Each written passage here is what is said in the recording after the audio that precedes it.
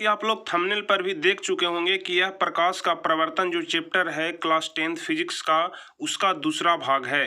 पहले भाग में मैंने आपको बताया था कि प्रकाश क्या होता है, किरण क्या होता है, किरण पुंज क्या होता है, पदार्थ कितने प्रकार के होते हैं, प्रकाशीय माध्यम कितने प्रकार के होते हैं, छाया क्या होता है और प्रकाश का प्रवर्तन किसे कहते हैं।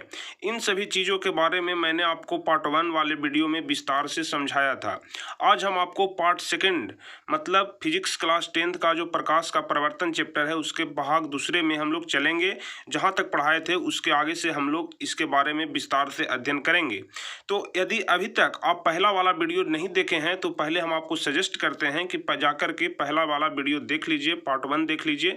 इससे आपको चीज़ें ज़्यादा समझ में आएगी और पार्ट 2 समझने में आपको ज़्यादा आसानी होगी। तो पार्ट 2 में हम लोग जानेंगे कि प्रकृति के आधार पर परावर्तक सतह कितने प्रकार के होते हैं, प्रकाश के परावर्तन के नियम क्या होते हैं, आपतन कोण क्या होता है, परावर्तन कोण क्या होता है, आपतन बिंदु क्या होते हैं, आपतित किरण, परावर्तित किरण, इन सभी चीज़ों के बारे में हम लोग विस्तार से इस वीडियो में अध्ययन करेंगे।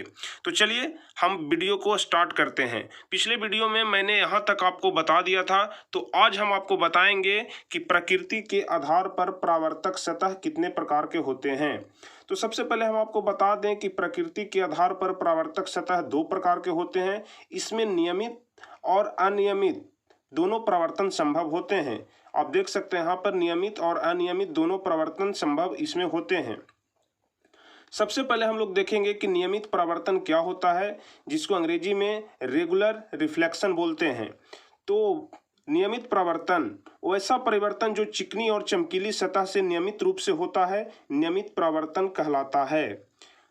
जो भी परावर्तन चिकनी और चमकीली सतह से नियमित रूप से होता है, मान लिया कोई भी चिकना सतह है या फिर चमकीला सतह है, अगर नियमित रूप से वहां से अगर प्रकाश का परावर्तन हो रहा है तो उसी को हम लोग नियमित परावर्तन कहते हैं। एक चीज हम आपको बताना भूल गए, अगर पार्ट 1 वाला वीडियो आप देखना चाहते हैं तो डिस्क्रिप्शन में उसका लिंक दिया हुआ है, वहां से जाकर के आप लोग पार्ट 1 वीडियो देख सकते हैं। उसके अलावा अगर हम आपको बताते हैं किसी प्रकार की कुछ भी दिक्कत होती है तो आप हमारे डिस्क्रिप्शन में जा करके वहाँ टेलीग्राम का लिंक दिया हुआ है, उस पर आप जुड़ करके आप हमसे डायरेक्ट कुछ भी पूछ सकते हैं, हम आपको रिप्लाई जरूर करेंगे। उसके अलावा आप हमारे फेसबुक ग्रुप में भी जुड़ सकते हैं और फेसबुक पेज को भी लाइक और फॉलो जरूर कर सकते हैं। और इसके अलावा हम आपको बता दें कि अगर अभी तक आप हमारे चैनल को सब्सक्राइब नहीं किए हैं तो हमारे चैनल को जल्दी से सब्सक्राइब कर लीजिए और साथ में बेल आइकन भी दबाइएगा, और अगर वीडियो अच्छा लगे तो उसे लाइक जरूर करिएगा। तो चलिए इसके आगे हम लोग देखते हैं नियमित परावर्तन। तो अभी हमने देखा कि वैसा परावर्तन जो चिकनी और चमकीली सतह से नियमित रूप से होता है, नियमित परावर्तन कहलाता है। इसके बाद हम लोग देखेंगे फिगर के माध्यम से किस प्रकार से नियमित परावर्तन होता है।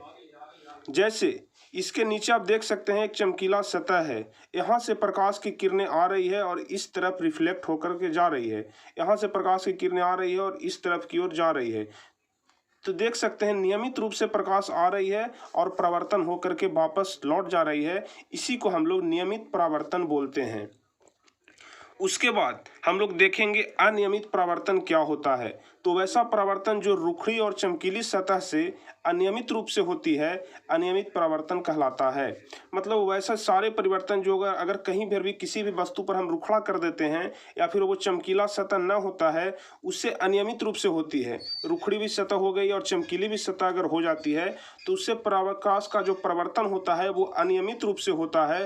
तो इसी चीज को हम लोग अनियमित परावर्तन बोलते हैं। तो हम आशा करते हैं आप नियमित परावर्तन और अनियमित परावर्तन को बहुत अच्छे तरह से समझ गए होंगे। तो चलिए नियमित परावर्तन को हम लोग फिगर के माध्यम से देखे थे, तो अब हम लोग अनियमित परावर्तन को भी फिगर के माध्यम से देखते हैं। अनियमित परावर्तन में हमने आपको बताया कि रुखड़ी सतह होती है। तो आप देख सकते हैं कि कुछ इस प्रकार की यहाँ पर रुखड़ी सतह है। अगर यहाँ पर प्रकाश की किरणें आ रही है तो यहाँ से वो सीधी न जाकर के कहीं दूसरी तरफ हल्का विचलित हो जाती है। अगर यहाँ से प्रकाश की प्रकाश की आपतित किरण आ रही है तो यहाँ से यह परावर्तन होकर के दूसरी तरफ मुड़ जाती है। इसी को हम लोग बोलते हैं अनियमित परावर्तन। तो आप नियमित परावर्तन और अनियमित परावर्तन को बेहतर तरीके से समझ गए होंगे। हम आपसे बोलेंगे कि यदि आप चाहें तो जितने सारे भी क्वेश्चन हैं इसको अपने कॉपी पर नोट करते भी चल सकते हैं। और अगर इसके अलावा आप अगर इस पीडीएफ को खरीदना चाहते हैं, अगर आप नोट नहीं करना चाहते हैं, तो आप सीधे डिस्क्रिप्शन में जा करके आप हमें टेलीग्राम पर बोलें कि सर मुझे पीडीएफ चाहिए, वहाँ से आपको पीडीएफ प्रोवाइड करा दिया जाएगा। चलिए अब हम लोग देखेंगे प्रकाश के परावर्तन के नियम, जो कि इस चैप्टर का सबसे इम्पोर्टेंट टॉपिक है। प्रकाश के परावर्तन के नियम क्या होता है, प्रकाश के परावर्तन का नियम। तो सबसे पहले हम फिगर के माध्यम से समझेंगे कि क्या होता है प्रकाश के परावर्तन का नियम। तो सबसे पहले एक हम लोग सतह ले लेंगे। तो नीचे आप देख सकते हैं यहाँ पर सतह हम ले लिए हैं। उसके बाद आप देख सकते हैं यहाँ से आपतित किरण इस सतह पर आ रही है। तो जब आपतित किरण इस सतह पर आएगी तो इस सतह से टकराने के बाद यहाँ से परावर्तित होकर के इस तरफ जाएगी। यहाँ से आपतित किरण आ रही है और परावर्तित किरण इस तरफ जा रही है, और बीच में जो है वो अभिलंब हो जाता है। तो इसी किरण जो ऊपर से नीचे प्रकाश के माध्यम से होकर के हमारे परावर्तक सतह पर आ रही है, इसी को हम लोग आपतित किरण बोलते हैं। और सतह से टकराने के बाद जो किरण वापस लौट जाती है उसे हम लोग परावर्तित किरण बोलते हैं। बीच में दोनों के बीच में जो यहाँ पर कोण बनता है इसी को हम लोग आपतन कोण बोलते हैं, और इसके बीच में जो कोण बनता है इसको हम लोग परावर्तन कोण बोलते हैं। जहां पर आकर के आपतित किरण और परावर्तित किरण आपस में दोनों मिलती है इस जगह पे, इसी जगह को हम लोग आपतन बिंदु बोलते हैं। और जिस सतह से टकराती है हमारी किरण उसको हम लोग परावर्तक सतह बोलते हैं। तो हम आशा करते हैं आप इस चीज को समझ गए होंगे कि आपतित किरण क्या होता है। इसके बारे में हम लोग विस्तार से आगे भी पढ़ेंगे। इसका सारे का डिफिनेशन हम लोग देखेंगे, एग्जाम्पल के सहित देखेंगे, फिगर के सहित देखेंगे। तो चिंता ना करिए, नीचे हम लोग इसके बारे में विस्तार से पढ़ने वाले हैं। तो जी अगर फिगर के माध्यम से समझ में आता है तो ज़्यादा बेहतर है, और नहीं तो नीचे हम डिफिनेशन के माध्यम से इसको इन सभी चीज़ों को समझने की कोशिश करेंगे। तो चलिए हम नीचे देखते हैं इसके बारे में। तो सबसे पहले हम जानेंगे कि परावर्तक सतह क्या होता है। तो अभी अभी हमने आपको बताया कि जो ये वाला सतह है इसी को हम लोग परावर्तक सतह बोलते हैं, जहां पर आकर के आपतित किरण टकराती है और परावर्तित किरण में होकर के वापस लौट जाती है। तो जिस सतह पर आकर के टकराती है उसी को हम लोग परावर्तक सतह बोलते हैं। तो हम देखेंगे कि परावर्तक सतह क्या होता है। जिस सतह पर प्रकाश की किरणें आकर अपने ही माध्यम में लौट जाती है उस सतह को ही परावर्तक सतह कहते हैं। मतलब जिस सतह पर प्रकाश की किरणें आती है, मान लिया कि कोई सतह है, यहाँ से परावर्तित किरण आ रही है, आपतित किरण आ रही है, उसके बाद जिस सतह से टकराकर यह अपने ही माध्यम में लौट जाती है, तो जिस सतह से यहाँ पर आप टकराई तो इसी सतह को हम लोग परावर्तक सतह बोलते हैं। आप इस चीज को समझ गए होंगे कि जिस सतह पर प्रकाश की किरणें आकर अपने ही माध्यम में लौट जाती है तो उस सतह को ही परावर्तक सतह बोलते हैं। उसके बाद हम लोग देखेंगे कि आपतित किरण क्या होता है। तो परावर्तक सतह पर आने वाली किरण को, मान लिया कि कोई परावर्तक सतह है, इधर से आने वाली किरण को आपतित किरण बोलते हैं। और हम आपको बार बार बता रहे हैं कि इधर से आने वाली आपतित किरण, और जब यहाँ से टकरा करके जब अपने ही माध्यम में वापस लौट जाती है तो इसको हम लोग बोलेंगे परावर्तित किरण। ये हो गया हमारा आपतित किरण और ये हो गया हमारा परावर्तित किरण। तो परावर्तक सतह पर आने वाली किरण को आपतित किरण बोलते हैं, और उसके नीचे हम देखेंगे परावर्तित किरण किसे कहते हैं। तो परावर्तक सतह से जाने वाली किरण को परावर्तित किरण बोलते हैं। परावर्तक सतह से जाने वाली किरण को परावर्तित किरण बोलते हैं, और परावर्तक सतह पर आने वाली किरण को आपतित किरण बोलते हैं। आप इस चीज को याद रखिएगा, इसमें ज़्यादा मत उलझिएगा। उसके बाद हम लोग देखेंगे कि आपतन बिंदु क्या होता है। आपतन बिंदु के बारे में हमने आपको बताया कि जिस सतह पर आ करके, मतलब जिस सतह पर आ करके हमारी जो आपतित किरण और परावर्तित किरण दोनों मिलती है उसी सतह को हम लोग आपतन बिंदु बोलते हैं। परावर्तक सतह के जिस बिंदु पर आपतित किरण आती है उस बिंदु को ही आपतन बिंदु बोलते हैं। परावर्तक सतह, मान लिया कि कोई भी सतह है, वहां पर अगर आपतित किरण आ रही है और जिस बिंदु पर आ करके आपतित किरण मिलती है तो उस बिंदु को ही हम लोग आपतन बिंदु बोलते हैं। तो उसके बाद हम देखेंगे कि अभिलंब किसे कहते हैं। इन सब सारे चीज़ के बारे में हम आपको बता रहे हैं जो प्रकाश के परावर्तन का ही टॉपिक है, जो कि बहुत ज़्यादा इंपॉर्टेंट टॉपिक है। जितने सारे भी डिफिनेशन परिभाषा हम आपको बता रहे हैं उस परिभाषा में से एक दो परिभाषा हर एक साल के एग्जाम में पूछा जाता है। तो आप इन सभी डिफिनेशन को बहुत ही ध्यान से समझिएगा और सारे डिफिनेशन को याद रखिएगा। तो हम देखेंगे कि अभिलंब किसे कहते हैं। आपतन बिंदु पर डाले गए लंब को अभिलंब बोलते हैं। जैसे एक कोई आपतन बिंदु है, इधर से आपतित किरण आ रही है, इधर से प्रवर्तित किरण जा रही है, तो यहाँ पर जो आपतन बिंदु है, इस पर अगर हम कोई लंब डालते हैं, इस पर अगर हम कोई लंब डालते हैं तो इसी को हम लोग बोलते हैं क्या, अभिलंब बोलते हैं। इसी चीज को हम लोग अभिलंब बोलेंगे। तो आपतन बिंदु पर डाले गए लंब को अभिलंब बोलते हैं। उसके बाद हम लोग देखेंगे कि आपतन कोण क्या होता है। तो आपतित किरण और अभिलंब के बीच बने कोण को आपतन कोण बोलते हैं। आपतित किरण, जैसे ये कोई सतह हो गया, यहाँ पर से आपतित किरण आ रही है, यहाँ से टकरा करके प्रवर्तित किरण जा रही है, तो इसके बीच में जो कोण बन रहा है यहाँ पर, इसी को हम लोग आपतन कोण बोलते हैं। और प्रवर्तक सतह की ओर जो कोण बन रही है, प्रवर्तित किरण की ओर जो कोण बन रही है, तो इसको हम लोग प्रवर्तन कोण बोलते हैं। इसको हम लोग आपतन कोण बोलेंगे और इसको हम लोग प्रवर्तन कोण बोलते हैं। तो प्रवर्तन कोण के बारे में भी हम लोग देखेंगे कि परावर्तित किरण और अभिलंब के बीच बने कोण को प्रवर्तन कोण कहते हैं। परावर्तित किरण और अभिलंब, जैसे ये सतह हो गया, आपतित किरण, प्रवर्तित किरण, तो प्रवर्तित किरण और अभिलंब, परावर्तित किरण और अभिलंब, इन दोनों के बीच में जो एक कोण बन रहा है, इसी को हम लोग प्रवर्तन कोण बोलते हैं।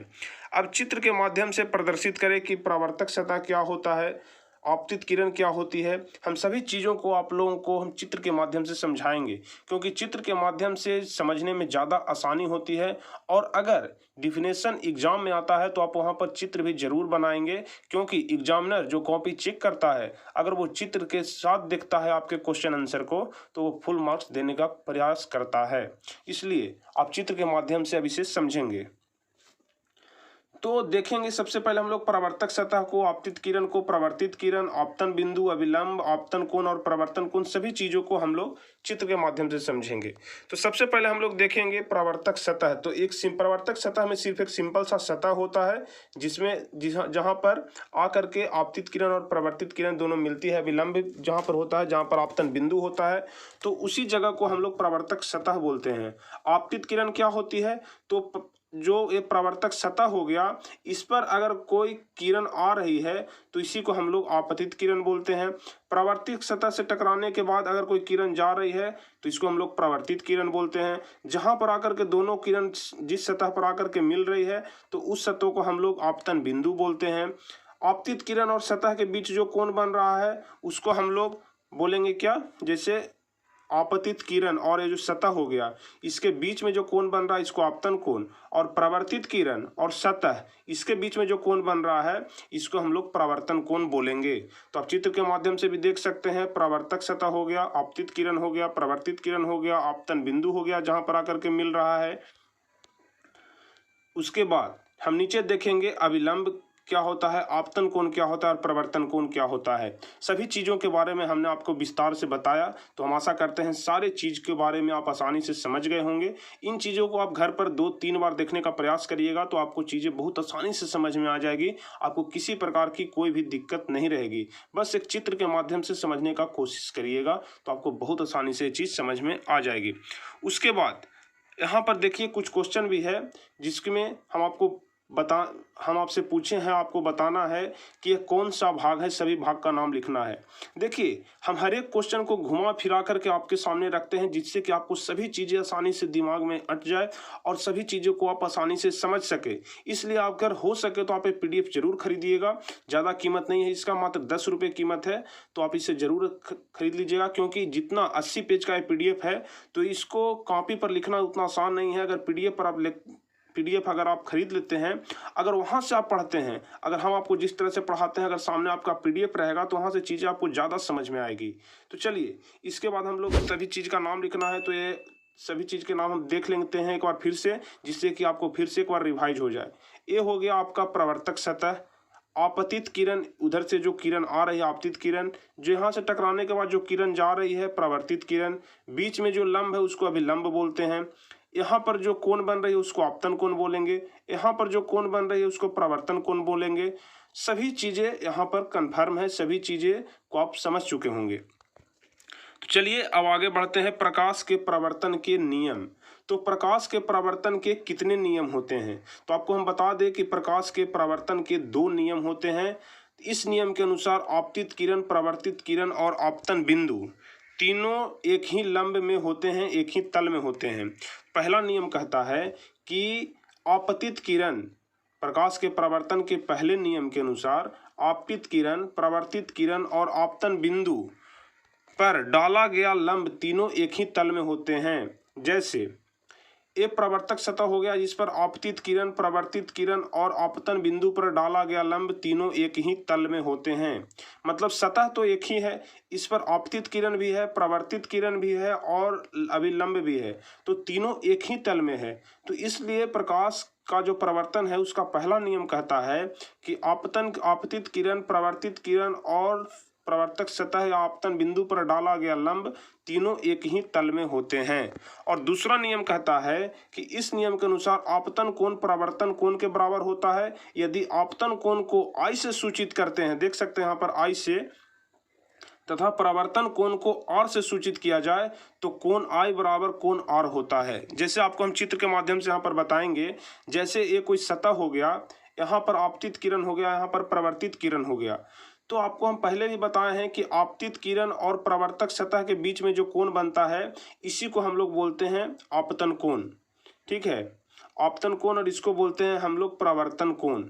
तो यदि यह इसके बीच में एक लंब होता है जिसको हम लोग अभिलंब बोलते हैं, यदि इसको I से सूचित किया जाए और अगर इसको R से सूचित किया जाता है तो कोण I बराबर कोण R होता है। मतलब जितना डिग्री का कोण A बनेगा उतना ही डिग्री का कोण A बनेगा, क्योंकि दोनों आपस में बराबर होते हैं। एक बात हमेशा आप दिमाग में रखिएगा कि आपतन कोण और परावर्तन कोण दोनों आपस में बराबर होते हैं।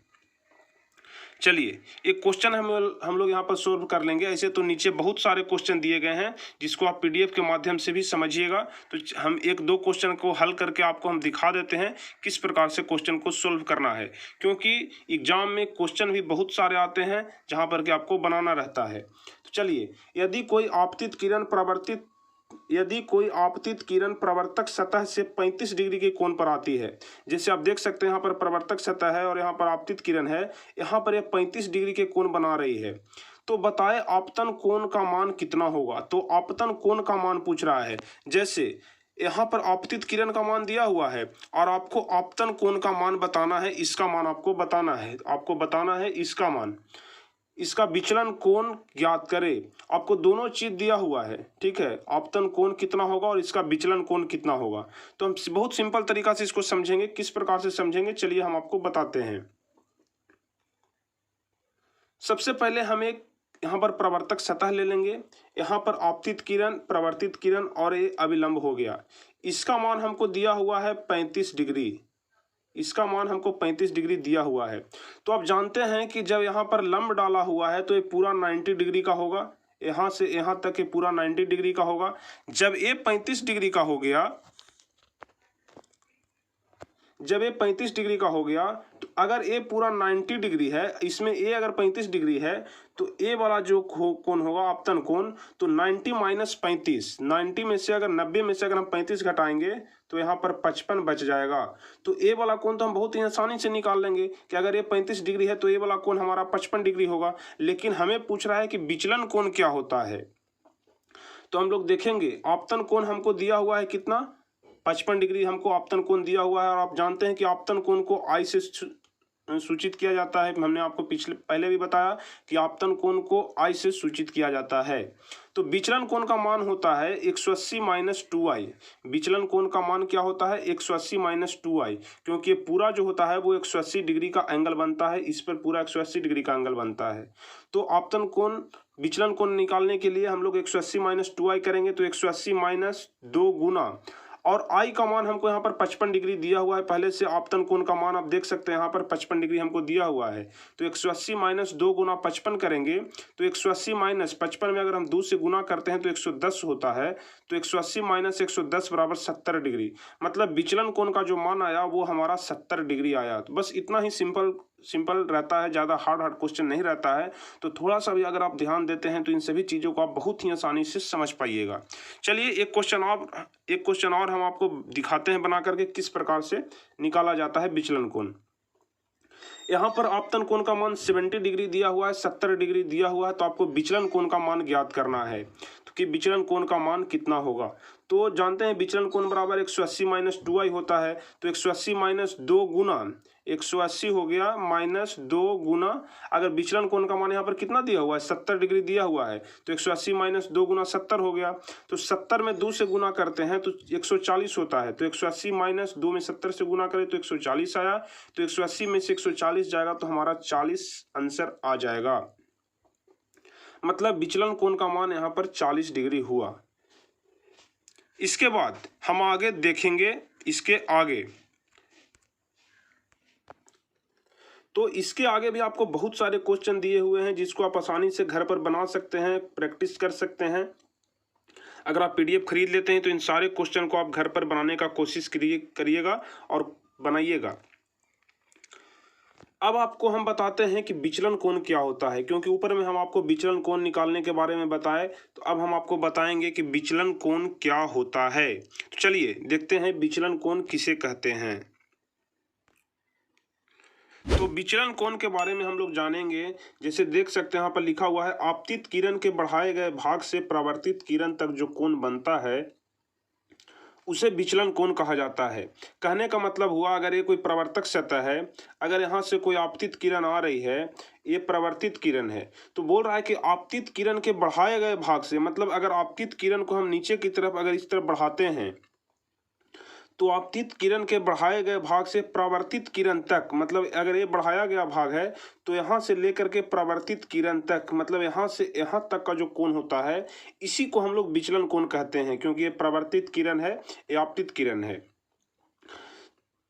तो परावर्तित किरण और आपतित किरण के बढ़ाए गए भाग के बीच में जो कोण बनता है, ये जो कोण बनता है इसी को हम लोग बोलते हैं विचलन कोण।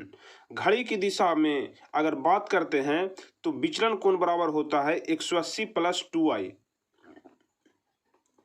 अगर घड़ी की दिशा में अगर हम बात करें तो विचलन कोण बराबर होता है 180 प्लस 2i, और अगर घड़ी के विपरीत दिशा में बात करें तो विचलन कोण बराबर होता है 180 माइनस 2i।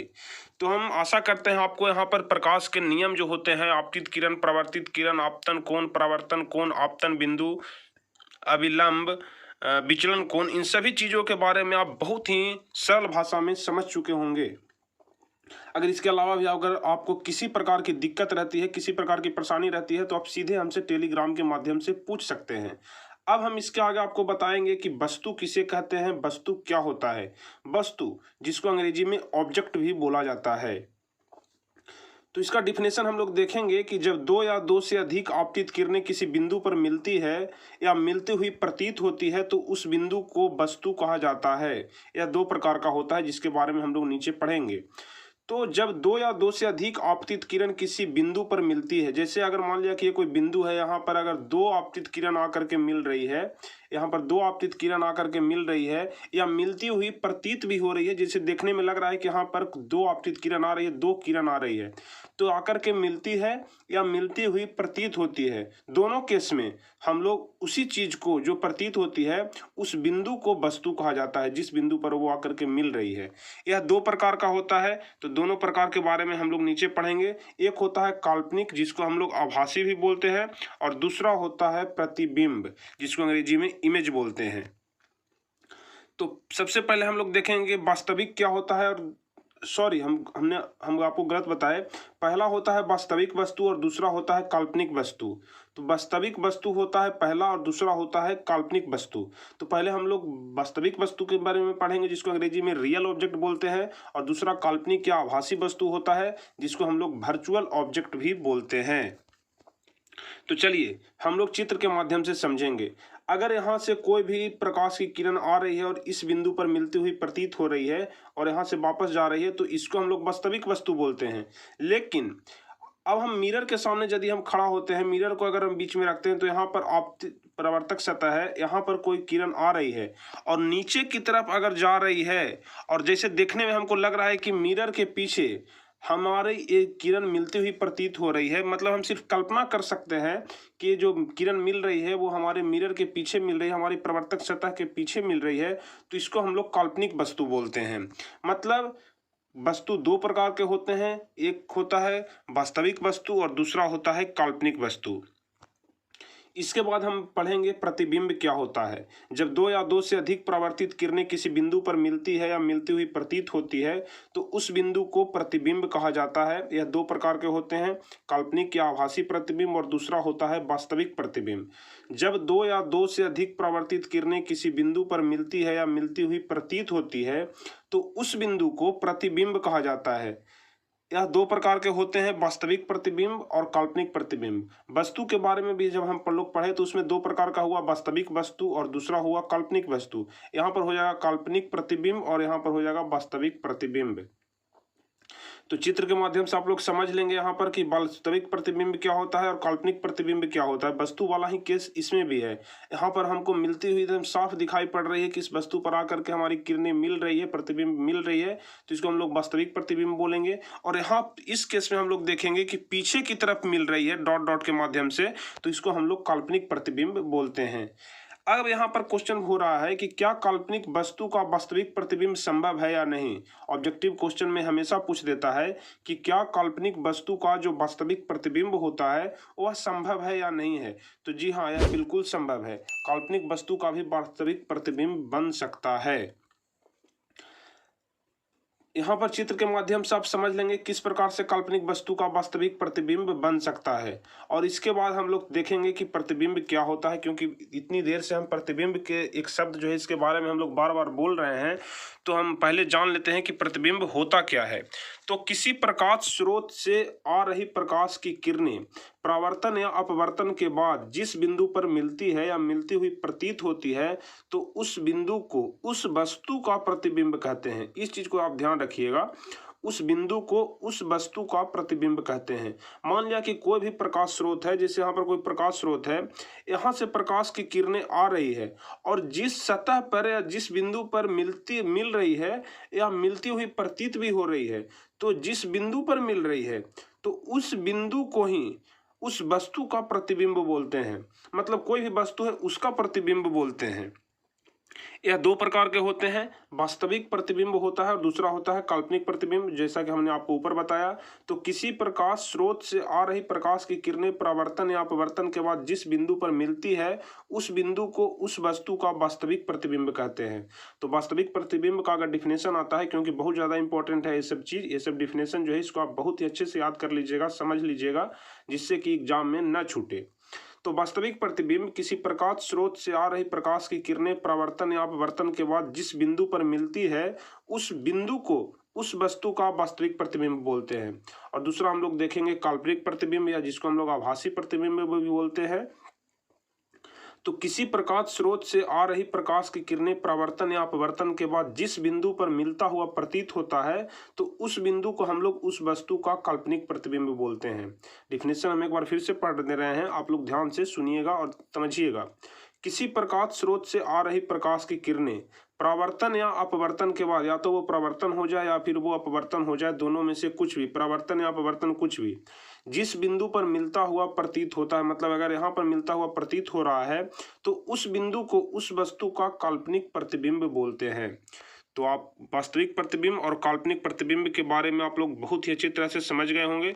एग्जाम में बहुत बार एक क्वेश्चन पूछ देता है कि वास्तविक प्रतिबिंब और काल्पनिक प्रतिबिंब में क्या अंतर होता है, इसके बारे में 5 अंतर लिखें। तो चलिए हम लोग देख लेते हैं कि क्या अंतर होता है। हम आपको यहाँ पर एक भी क्वेश्चन मिस होने नहीं देंगे। जिस प्रकार से बोर्ड में पूछा जाता है क्वेश्चन, उसी प्रकार से हम आपको यहाँ पर भी बताएंगे, तो आपको चिंता करने की बात बिल्कुल नहीं है। चलिए पहला हम लोग अंतर देखेंगे कि यह वास्तविक कटान से बनता है। वास्तविक प्रतिबिंब जो है वो वास्तविक कटान से बनता है और काल्पनिक प्रतिबिंब जो है वो काल्पनिक कटान से बनता है, या फिर आभासी कटान भी हम उसको बोल सकते हैं।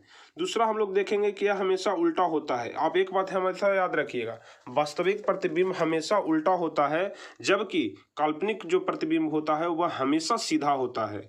इस चीज को आप याद रखिएगा। वास्तविक नाम है लेकिन ये हमेशा उल्टा बनता है, और इसमें काल्पनिक नाम है, सिर्फ कल्पना कर सकते हैं, लेकिन यह हमेशा सीधा होता है।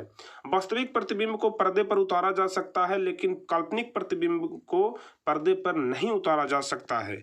तीन अंतर हम लोग देख लिए। चौथा अंतर देखेंगे कि यह दर्पण के सामने बनता है और यह दर्पण के पीछे बनता है। मतलब जब आप दर्पण में अपना चेहरा देखते होंगे तो देखते होंगे कि जितनी दूरी पर हम दर्पण से खड़ा हैं उतनी ही दूरी पर पीछे भी हमारा प्रतिबिंब बन रहा है। तो सिर्फ हम उस बात को कल्पना कर सकते हैं, हम उसे नाप नहीं सकते हैं कि कितना दूर पीछे बन रहा है। बस कल्पना कर सकते हैं कि जितनी दूरी पर हम प्रतिबिंब से इस साइड खड़ा है उतनी दूरी पर ही प्रतिबिंब में हमारा पीछे की तरफ हमारा इमेज बन रहा है। तो वास्तविक प्रतिबिंब और काल्पनिक प्रतिबिंब में ही चार अंतर है, जिसको आप अगर एग्जाम में लिखते हैं तो आपको बहुत अच्छे मार्क्स आएंगे। अब हमको यहाँ से पढ़ना है कि बी परिवर्तन क्या होता है। बी परिवर्तन के बारे में हम लोग यहाँ से पढ़ेंगे। यह एक ऐसी घटना है जिसके कारण किसी वस्तु का प्रतिबिंब क्षैतिज अक्ष के परितः 180 डिग्री के कोण पर घूम जाता है, अर्थात वस्तु का ऊपर वाला भाग नीचे हो जाता है। उसको हम लोग बी परिवर्तन बोलते हैं। समझिएगा इसको कि यह एक ऐसा घटना है जिसके कारण किसी वस्तु का प्रतिबिंब क्षैतिज अक्ष के परितः 180 डिग्री के कोण पर घूम जाता है। जैसे यह कोई वस्तु का प्रतिबिंब है तो यह 180 डिग्री के अक्ष पर अगर घूम जाता है, जिससे हमको ऊपर वाला जो भाग हो गया, इधर ऊपर वाला भाग हमको नीचे दिखाई पड़ता है, तो इसी को हम लोग बी परिवर्तन बोलते हैं। इसी को हम लोग क्या बोलते हैं? बी परिवर्तन बोलेंगे। तो आज हम आपको बी परिवर्तन तक ही बताएंगे। उसके बाद दूसरा होता है पार्श्व परिवर्तन। तो चलिए पार्श्व परिवर्तन भी आपको हम बता ही देते हैं, उसके बाद से हम आपको अगले वीडियो में बताएंगे। तो पार्श्व परिवर्तन के बारे में हम लोग जाने तो यह एक ऐसी घटना है जिसके कारण किसी वस्तु का प्रतिबिंब उदग्र के परितः 180 डिग्री के कोण पर घूम जाता है। मतलब उसमें क्या होता है, ऊपर वाला भाग नीचे दिखाई पड़ता था, लेकिन पार्श्व परिवर्तन में क्या होगा कि दायां वाला भाग जो है, जैसे मान लिया कि दायां वाला भाग जो है वो बायां की तरफ दिखाई पड़ता है। ठीक है, यह एक ऐसी घटना है जिसके कारण किसी वस्तु का प्रतिबिंब उदग्र के परितः 180 डिग्री के कोण पर घूम जाता है, अर्थात दायां वाला भाग बायां दिखाई पड़ता है। जैसे हम आपको चित्र के माध्यम से बताते हैं। जैसे यहाँ पर कोई मान लिया कि प्रतिबिंब हो गया, अगर इसमें कोई हम इस प्रकार का कोई हम इमेज यहाँ पर बनाते हैं, तो यदि वह इमेज प्रतिबिंब में बनेगा तो उसकी जो दिशा होगी वो इस तरफ होगी। मतलब इसमें अगर बायां भाग है तो इसमें दाहिना भाग हमको दिखाई पड़ेगा। तो आपको हम बताएं कि दायां वाला भाग जो है वो बायां की तरफ मुड़ जाता है। जैसे इस प्रकार से अगर कोई इसमें है तो इसमें जो है वो इस प्रकार से दिखाई पड़ेगा। इसी को हम लोग पार्श्व परिवर्तन, जो पार्श्व बी परिवर्तन बोलते हैं। तो आप जो है वो ऊपर वाला जो बी परिवर्तन और पार्श्व बी परिवर्तन, इसके बारे में आप लोग बहुत अच्छी तरह से समझ गए होंगे चित्र के माध्यम से भी। आप देख सकते हैं इसमें जो क्या होता है कि ऊपर वाला भाग इसमें देख सकते हैं ऊपर है, लेकिन इसमें नीचे दिखाई पड़ रहा है, तो इसको हम लोग बी परिवर्तन बोलते हैं। लेकिन दायां वाला भाग अगर बायां तरफ दिखाई पड़ रहा है और अगर बायां वाला भाग दायां तरफ दिखाई पड़ रहा है तो इसको हम लोग पार्श्व बी परिवर्तन बोलते हैं।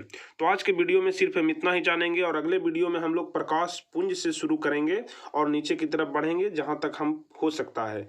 तो हम 4 से 5 वीडियो में, आप 5 से 6 या फिर 5 से 6 वीडियो में हम इस पूरे चैप्टर को खत्म कर देंगे। तो आप हमारे साथ बने रहिएगा और सारा वीडियो जरूर देखिएगा। तो चलिए फिर मिलेंगे आपसे अगले वीडियो में और वहां पर हम आपको प्रकाश पुंज के बारे में बताएंगे, प्रकाश का प्रवर्तन के बारे में बताएंगे, वास्तविक और आभासी प्रतिबिंब के बारे में अंतर बताएंगे और भी हम लोग सभी चीज के बारे में विस्तार से जानेंगे। तो इस वीडियो में बस सिर्फ इतना ही, बाकी सब अगले वीडियो में। चलिए फिर मिलते हैं आपसे अगले वीडियो में। जाते आते हम आपसे बोलेंगे कि हमारे चैनल को जरूर सब्सक्राइब करिएगा इसी प्रकार के वीडियो के लिए। और अगर वीडियो आपको अच्छा लगा होगा, बहुत कुछ समझ में आया होगा, तो आप हमें लाइक जरूर करिएगा, वीडियो को लाइक जरूर करिएगा। तो चलिए फिर मिलेंगे आपसे अगले वीडियो में, तब तक के लिए जय हिंद, धन्यवाद।